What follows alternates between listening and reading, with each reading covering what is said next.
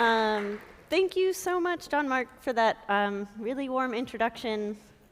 I'm really so excited, I can't even speak, and honored to be with you guys today at the Bridgetown Church community. And I am just totally floored by the experience that I just got to have these past couple of hours. This is actually my first time in Portland. Thank you. And I've been here since Friday, and I was just like, I've been blown away by the majestic beauty of this place. I can see why you guys love it here. And I could imagine that it would be a really magical place to live. And the community that you've developed here at Bridgetown Church seems to be a really powerful antidote to the loneliness that is being felt, of which we're really seeing the impact across our country today. So as John Mark mentioned, I'm here to speak as part of the Sweatshop and Justice series, I think that's right. And I hope to use our time together today to share just what I've learned about the clothing that we all wear today. And hopefully we'll have time also that this is a little bit more dynamic to ask questions and just have a conversation really about our clothing. And it's not just about our clothing, but it's really the role that we have as citizens who vote, as consumers who make votes with our dollars, and also as investors with what we tell of what we want from our companies. And first I'm going to cover the problem, and it's shocking and it's bad, but I don't want anybody to get discouraged, because I think the best part and the part that I really want to focus on is that there is so much that we can do to solve this problem. It's not something that's out there, it's really something that we each as individuals have the power really to control. And it's also not about making a sacrifice. It's about finding what you love. It's about finding your own sense of style and going with that. So first, to talk about the problem. So scientists have been warning us about pollution. They've been talking about how it's wreaking havoc on our planet. They're talking about how our current systems are starving our soil of nutrients and are destroying our precious fresh water sources. Our ice caps are melting and threatening not just the polar bears we see in those ads, but our own coastal cities. In Oregon, climate change threat includes erosion and flooding on the coast, an increase in wildfires in the Cascades, and decreased snow peak in eastern Oregon, which could lead to warming streams and rivers that could limit the range of fish species like salmon and trout. And then from a human rights development and employment standpoint, we hear the statistics and we may even experience the struggles ourselves. Half of the global population lives on less than $2.50 a day. Meanwhile, in this country, wages are stagnating, and the top 8 wealthiest men in the world hold the same wealth as the bottom 3.5 billion people on our planet. Those aren't super happy statistics. As concerned local and global citizens, we're really given few options to stop this. So I wanted to get to hear from you kind of what are you told to do as citizens to stop climate change or to end poverty? Anybody can spit it out. Recycle. That's the first one on my list too. Go vegan. Woo woo. Sorry? Fair trade. That's a good one. Carpool. Bike. Kind of similar theme. Pardon? Skateboard. Renewable energy. All good ones. Sorry, one more? Sorry? Public transportation. Okay, good. Okay, you've hit all the ones on my list. So those are a few things, right? But does that feel like it's sufficient to solve our world's problems? No, right, okay. That's the same feeling that I have. We're told that the world is kind of coming to an end, and we're given recycling as our solution. And the other thing is, there's this feeling that it's kind of for government to handle, and it's kind of out there, this problem of the environment or of labor and human rights issues. And yet, if we look at our government today, there's not much hope in what they're offering.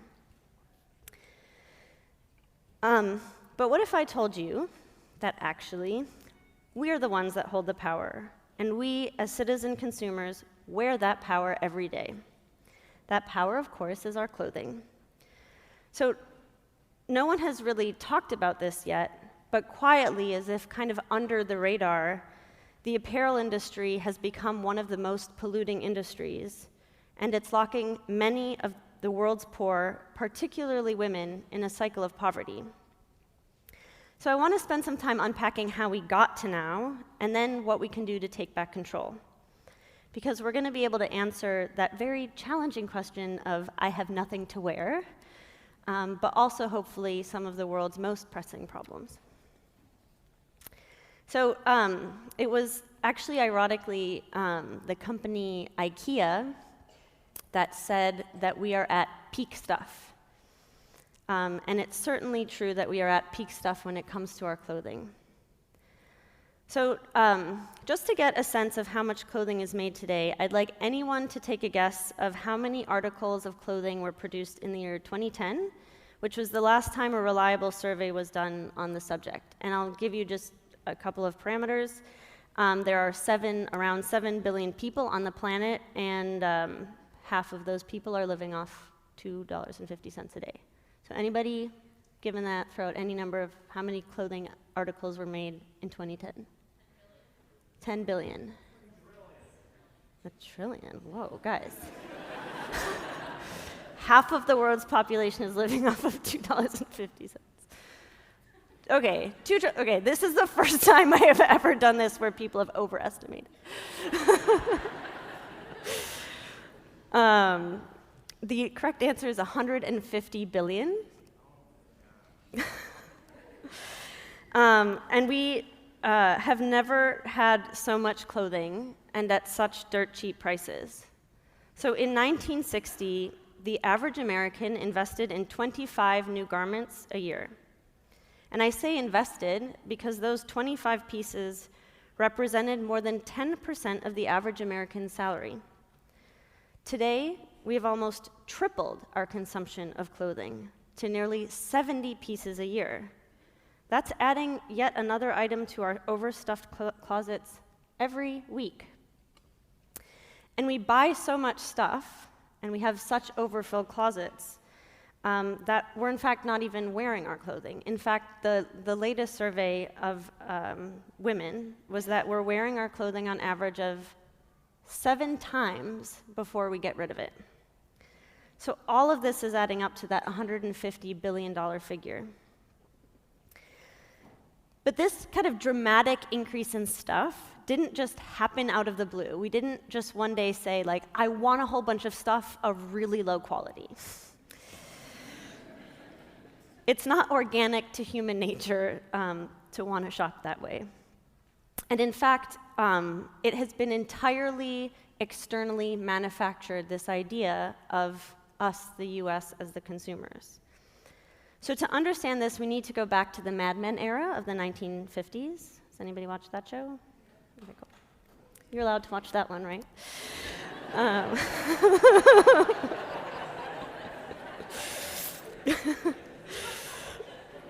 At the time, millions of products were coming off of production lines, so much so that for the first time, corporations actually feared overproduction. This was when industrialization was really going, full-fledged. Just to give a little sense of this, production between 1860 and 1920 increased by 12 to 14 times in the US, while the population only increased 3 times. So there was a concern by corporations that they had come to a point where production lines were pumping out too much stuff, and that people had enough goods, and they were just going to stop buying it.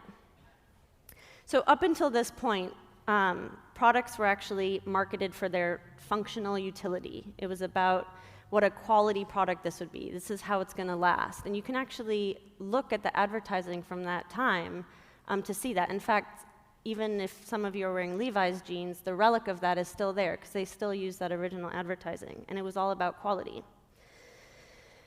But when that shift happened to us having too much stuff, advertisers and CEOs and the government got together and they came up with a plan. So as one leading Wall Street banker put it, Paul Mazur of Lehman Brothers, which was still in existence in the 50s, he stated at that time, "We must shift America from a needs to a desires culture. People must be trained to desire, to want new things even before the old have been entirely consumed. We must shape a new mentality in America. Man's desires must overshadow his needs." That's where the US consumer came from. It's not coming from this intrinsic desire to buy stuff. It's coming because in the 1950s, a decision was made that the role of the citizen should not be to be a virtuous citizen, but to consume. And it was the marketer and advertiser's job was to produce this new type of person, the consumer. And our new role in society was then to shop. Let's just take that in for a second. Because it so often is seen as the truth that people want to buy, especially women. It's like always being said about us that we want to just purchase things. But that consumer desire, that artificial consumer that was created, was also created for a very different time and a very different context. Because back in those days, the clothing that Americans wore supported well-paid American jobs. In the 1960s, 95% of the clothing that Americans wore was actually American-made. In the 1990s, 50% of the clothing that Americans wore was American-made. And today, it is less than 2% of the clothing that we wear is American-made. So I just want to pause here for a little bit. Does anybody know where the clothing that they're wearing right now, without looking at their tags, where it's made? China, Asia, not all at once. This is Taiwan. This is entirely indecipherable. Any other grumblings that I could possibly hear? Oregon. Nice. Okay, we're all wearing clothes, so everybody else has to take guesses. Italy? Southeast Asia. Cambodia. Okay. Now, did any of you know that, or are we just guessing? Guessing. Okay.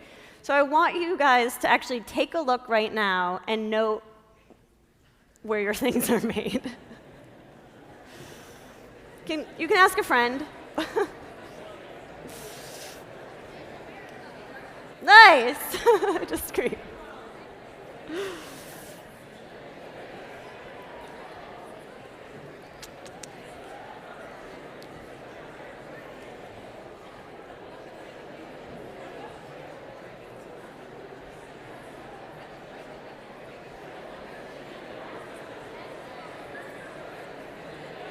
Okay. I think we've learned some stuff about our clothing. And maybe each other. Okay, would anybody, a brave soul, like to now call out where their clothing is actually made? Oh, wow. That was resounding. Vietnam.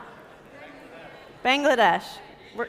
Egypt. Interesting. It must be cotton. Pardon? England? Canada. Go Canada. Okay, so some of you mentioned the countries where production is being moved to those places where clothing really could be made the cheapest. And vast marketing dollars were spent to convince us, the American consumer, to buy lower quality products. So our consumer spending was no longer to support well-paying jobs. It has gone to support the well-paid CEOs and the owners of the companies that could sell us the most product. In fact, of the 20 wealthiest people on the Forbes billionaire list, 8 have made their money from clothing. That's 40% of the 20 wealthiest people in the world. Meanwhile, the average salary for a garment worker in one of the most significant apparel producers globally today, Bangladesh, is about $60 a month. The shift from few quality clothes and a style that we felt in control over to today, where we are throwing out over 70 pounds of clothing and have lost our own sense of style, has been pushed on us most insistently from the creators of fast fashion. How many of you have heard that term? Okay, cool, nice. Right, so fast fashion companies like Zara, H&M, and Forever 21 produce clothing for dirt cheap prices and release new styles on an almost daily basis so that we, the consumer, are driven back into their stores or online to purchase ever more dispensable clothing. So I'm sure we all have our own experiences with fast fashion. I remember mine. It was the year 2000. I grew up in Minnesota, but I was visiting New York for the first time. And I remember being really excited to go to H&M. I'd heard about it, and when I walked in to this huge store, I was totally blown away. It was really loud music, it looked cool, it smelled interesting, and now I know that that's plastic. But that smell was enticing, and the whole thing, I was just like kind of mesmerized. And I walked out of that store with bags and bags of clothing. And I could do that because it was all just so cheap. And now, kind of looking back in retrospect, it's not that I spent time thinking about what it was that I really liked. I just bought it because it didn't matter. The price seemed kind of inconsequential. And I hadn't really decided what looked good on me and what I really wanted. It was this decision that didn't seem to have another impact. But it turns out that those cheap, trendy items have an actually really high cost for the environment and for the people making the clothing, and significantly to us. So in order to get to the lowest prices, we have turned not just to the cheapest place of production, but the cheapest material. And now, again, because you've looked at the tags of your clothing, and by law it has to say what material it's out of, everybody can start shouting out to me what material their clothing is. Now they should. Polyester. Cotton.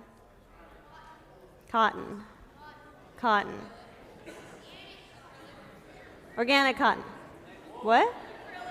Acrylic. Okay, like 5 people are wearing clothing now. Anybody else? Denim. That's cotton, I think, normally. Wool. Spandex. Polyethylene. It's also polyester. Acrylic. I hope there's not a fire in here because there's lots of flammable material. Rayon, there's another great flammable material. Okay, so in order to get the lowest prices, we've turned to the cheapest material, which is polyester, which is a plastic made from fossil fuels. Today, yeah, it's plastic. Today, polyester is now in more than 50% of all clothing. The fast fashion industry is actually fueled on this stuff. So it was in the year 2000 when I had my H&M experience, and it was that first year that H&M first opened in the US. And polyester has gone from being inconsequential that year to today, where it's over 50% of our clothing, and expected to just skyrocket from here. But polyester turns out to be problematic for about 4 primary reasons. So first is polyester is non-biodegradable. What that means is every bit of polyester that has ever been produced is still with us on the planet. Second, and this is new and kind of devastating science, is that when we wash our polyester clothing, thousands of microfibers are shedding from the washing machine and going into our oceans. And in fact, the surveys that are coming out, there was one out of Seattle, they were looking at the fish sold in the markets, and 1 out of every 4 fish in the markets actually had this polyester. So we're not only wearing polyester, we're actually eating it. Third, have you ever noticed that you sweat more recently? That's not just a feeling. Unlike natural materials, which are breathable, polyester is not breathable. So when you sweat, your body just keeps all that heat in and you're sweating more. And finally, polyester requires enormous amounts of energy to manufacture, especially in comparison with all other natural fibers. And when we think about apparel's role in global warming, we also have to think that polyester, even recycled polyester, is more energy intensive to produce than any of the other natural fibers. So it's not just how much clothing we have and what it's being made out of. There's also this compounded environmental impact in where our clothing is being manufactured, because these already toxic clothes are being manufactured in countries plugged into the most polluting energy grids. And this is something that's really not thought a lot about. So consider China, which is pretty much resounding where most people's clothing was coming from. It's the country where we now import the most clothing from. I think the statistic is about 40% of our clothes that Americans wear is made in China. But consider what their energy supply is, because basically when we purchase a product from a different country, we're purchasing the energy supply that they use. So we can think of the solar panels that we're going to put up on our own buildings, but if we're buying product from countries that are using energy sources like coal, which China does, we're buying basically their pollution. So in China, currently 75% of their power grid is generated from coal. And in the US, and we certainly don't have the greenest electric grid, 33% of our power is coal generated. So as a result of the increase in production of clothing made out of energy-intensive materials from the world's dirtiest energy grids, the apparel industry now accounts for 10% of the world's total carbon footprint. Putting that into perspective, that's 5 times more polluting than all of the world's flight travel. And there's something about clothing that we kind of dismiss, I think maybe because it's considered girly or insignificant. But keep that in mind, it's 10% of the carbon footprint globally. But it's not just the environment that's being impacted, it's also the labor and human rights. And I promise you, we are almost to the good stuff. But in the apparel's industry race for cheap inputs, labor standards have also taken a back seat. So 1 in 6 people in the world work in some part of the apparel supply chain. 80% of them are women, and 98% of them are not receiving a living wage. The countries where this clothing is being made specifically in places where there are low regulation. And it's the women and children that are being most impacted. In fact, the US Department of Labor does surveys on the products and areas that are prone to child labor and forced labor. And clothing has been identified as the central hotspot for child and forced labor globally. So yeah, we've certainly reached peak stuff. Our closets are bursting open, and the creation of this clothing pollutes our soil, sea, and air, and the workers in the industry are too often abused. Besides perhaps a couple of those CEOs that are benefiting from this chaos, like all those in the value chain are losing, like even us. Who's heard of the book, the Marie Kondo book, The Life-Changing Magic of Tidying Up? Yeah. Who owns that book? Nice, okay. You guys are one of the 7 million people in the world who have purchased her book. So to me, the success of that book is a reflection of where we are in society, because it's a reflection that we don't want all this stuff. We want to learn how to get rid of it. We want to learn how to live simply. We want to learn how to live beautifully. And the way in which we've been pushed to do it isn't doing that. We're reaching our limit. While that short-term pleasure of cheap fashion is actually neurologically a very real thing, we're equally experiencing that mental exhaustion of just accumulating so much stuff. I could also go into the fact that when you donate clothing, it actually is not a virtuous cycle. I won't go into that. There are other places to find out more about that information. But it's really this accumulation and it's this exhaustion of having too much stuff that we're just over it. And that was actually the situation I found myself in.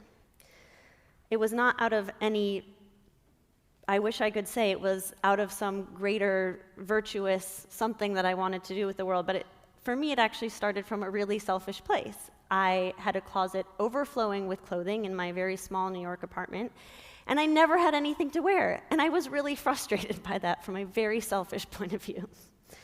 I felt like I was constantly shopping, but despite that, I never felt good with what I was wearing. And so one day I just decided to attack my closet.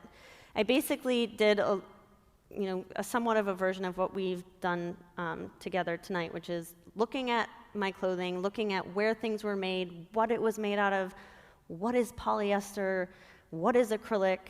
And I remember that I had a linen sweater that I really loved, and I was like, I don't actually know what linen is. Do you guys know what linen is? Okay, cool, that was one yes. So I plugged in Google, I wrote in is linen, and it auto-completed to is linen cotton. Okay, linen is not cotton. It comes from a totally different plant. But to me, at least I felt not alone, because if Google is auto-completing to is linen cotton, that means other people are asking that same question. So I started with this really personal drive to find better clothes. And I went to search for what is ethical and sustainable, but when I dug just a little, I noticed that those words really didn't have any meaning. A brand could sell themselves as ethical and radically transparent and show a picture of their factory, but it turns out that that might not mean a lot. Because a picture actually doesn't equate to transparency.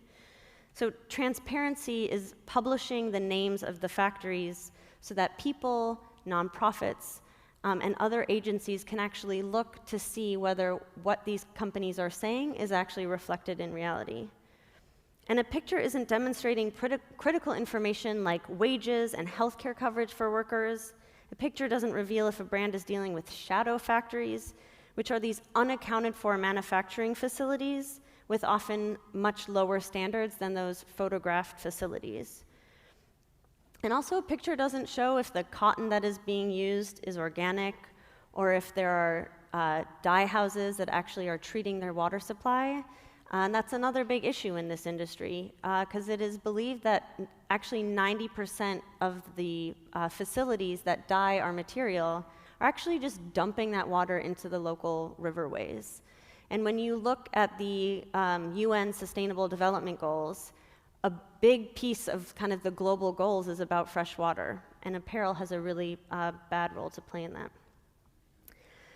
So what I found was that some companies were screaming ethical, but they often actually would have lower standards than companies targeted for bad practices.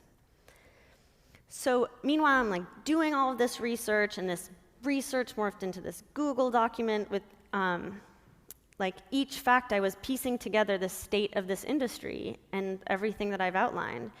And I found that there wasn't this like organic standard. I just wanted to be like, okay, where do I go? What do I do? And there wasn't even, like in looking at the manufacturing, there wasn't even the equivalent of like a LEED certified manufacturer. And I was really getting frustrated, and I kind of, I took note that there are all these like farm-to-table options, and there's organic food options, but there really wasn't that in the apparel world. So with the help of a researcher, we developed that Google Doc of disparate information into a plan for how we thought clothing should be designed and made. And this plan we called the New Standard. So we tackle the environmental, social, and personal issues of getting dressed through a three-pronged approach. One, create product from the user's perspective and not from artificial manufactured trends. So we think about, this is like in tech, It's a very similar way of designing things. We think about what we're doing on any given day and what style, cut, and material goes along best with those activities.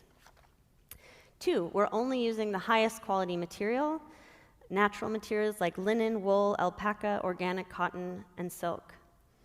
And we specifically mention organic cotton because cotton is actually the 4th largest pesticide-consuming crop. And in a world in which 90% of companies do not know the origins of their raw material, we're working directly with the farm. In fact, one of our ranches is in Oregon with our wool. It comes from Oregon. And in that way, we ensure that harmful chemicals do not make it into our clothes or our water supply. And then finally, we're doing all of our production locally, and in this way, at the scale of our company, we can walk in and out of our factory and really have confidence in the conditions that are being set there. So that actually brings me back to all of us in the room today, the citizen consumer, and this is now no longer about the problem, but about what we can actually do about all of this. Because we are these citizen consumers concerned about the state of the world, but feeling powerless to change it.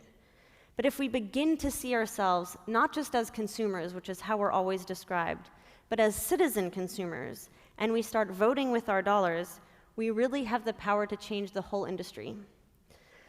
So I want to conclude on the 8-point plan of the things that we can do to turn not just this industry around, but really the world around. So the first is the thing that we did together today, which is checking the tags. Becoming familiar with where a product is made and what it is made out of is actually a huge critical step, just like being aware of what you're purchasing, of what you're wearing, of what you have in your closet. The second thing to do is when you are buying something at a store, and this was just a crazy thing to see in real life as I went through this process, is just check the seams. Like turn the clothes inside out and see if the seams are like made well. Because it is crazy if you go into these fast fashion places and you turn their product inside out, they are sometimes and often falling apart before they've even left the store. The third thing, and this should be simple, but it's not, is love what you buy. That's honestly like the number one thing I can recommend that people do. This isn't about a sacrifice. This isn't about saying never buy anything again. It's about loving the things that you buy. And if you love the things that you purchase, you're going to end up wearing them more, and that's really kind of the biggest thing that you can do. Fourth, ask brands questions. This is actually a way to use social media, if you're going to be on it for hours at a time, to do something positive with it. As citizen consumers, you have the right to ask brands questions. Ask if their cotton is organic. Ask for the names of the factories making their products. Ask if they know where their dye houses are and what mills they use, and whether they are independently certified for sustainability. You think that it's just you out there asking a question, but I can tell you on the other side, I get to speak to brands a lot, and it's those individual questions that is putting that right positive pressure for them to seek out solutions. Fifth, really think about your purchases in terms of cost per wear. It's a helpful way not to get trapped by what looks like a cheap price tag and to focus instead on clothing as an investment. 6, with Christmas around the corner and Black Friday sales, which are once reserved for the day after Thanksgiving, already appearing in my inbox, really to think about what the holidays are all about. And the holidays are about the joys of community to me. And gifting is a beautiful part of that community building endeavor. But it doesn't just have to involve the purchase of meaningless stuff. You could consider instead gifting an experience to help build community. Maybe like a gift certificate to a local restaurant, or a tasting at your really amazing vineyards, which I got to experience this weekend. Or you could gift a whole new way of consuming, such as a high-end secondhand site like The Real Real or Tradesy. 7, consider your role as a citizen, as a consumer, and as an investor. And this is applicable not just to clothing, but really to across the board. So vote for the government officials that support the issues you care about, and use the phone to call your representatives and make your voices heard. As a consumer, your spending power to support the companies, you can use your spending power to support the companies that are doing it right. And also, if you contribute to a 401k or have any other forms of retirement, I probably didn't think we would get to this today, your investment actually has a huge power to change industry. So I did actually a little investigation into Portland. I believe your largest employer is Intel. Does anybody work for Intel here? Cool. So they already offer a fund, an SRI fund, that's a social responsible investment fund. So you can actually just speak to HR and have your 401k transferred to an SRI fund. And if your company doesn't already offer an SRI fund, you can ask HR to provide one for you. 8, and this goes back to the beautiful concept of community that I heard tonight. Be daring and start to have the conversations about this with family, friends, and colleagues. Like, you can be really powerful on your own, but you can be extremely powerful as a multiplier. It doesn't require thousands or millions of social media followers. Actually, behavior change is more likely to come from more intimate connections.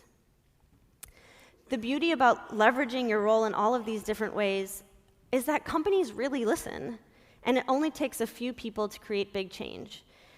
So this is often said, like, it takes a few people to change the world or whatever, but it's actually really real, and this is the data for me. I'm a data person, as you can tell, that really made me believe that saying. So researchers have found that when boycotts receive national media attention, and 25% of boycotts receive national media attention, a company will react even if sales aren't affected. Companies are looking out for their reputation, and they really want to follow the trend. And you, the people of this Bridgetown church community, have the power to play a really enormous role in this. This chaotic, polluting, and unjust system really is entirely in our hands to control. What we, as citizen consumers, choose to purchase dictates what direction industry will go. And as we are magically tidying up, we may just realize that those hyper-trendy clothing really never actually worked for us. That what we're really looking for is clothing that is perfectly designed for our lifestyle, which uses organic material without harmful dyes and made by people who are paid fairly for their craftsmanship. If we use our dollars in support of that effort, we might find that we feel better in our clothes, and we'll be using our power to clean up the planet. Thanks.